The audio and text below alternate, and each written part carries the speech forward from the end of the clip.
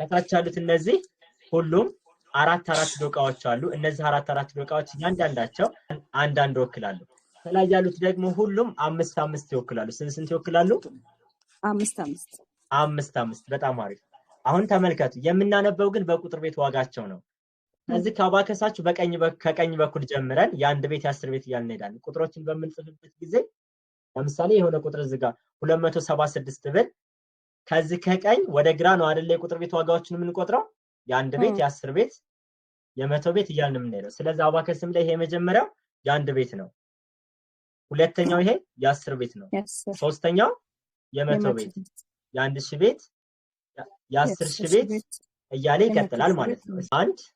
አንድ ዶቃ ወደ ላይ ከፍ ካረኩኝ አንድ ማለት ነው ቁጥሮች ላይ አባከስ ላይ ቁጥር ጻፈን ወይም ደግሞ አነበብን የምንለው ወደ ከፋይ መስመሩ እነዚህ ዶቃዎቹ ከተጠጉ ነው እነዚህ ዶቃዎቹ ወደ ከፋይ መስመሩ ከተጠጉ አባከስ ቁጥር አነበብን እንላለን አባከሳችን እንደዚህ ከሆነ አቀማመጡ ዜሮ ፖዚሽን ነው ለምሳሌ ጣታችን ላይ እንደዚህ ከሆነ ምንድነው ብለናል ዜሮ አይደለ አባከስም እንደዚህ ከሆነ ዜሮ ነው ካልኩሌተር ላይ ኮምፒውተር ላይ ካልኩሌተር ከፍተን በምንመለከትበት ጊዜ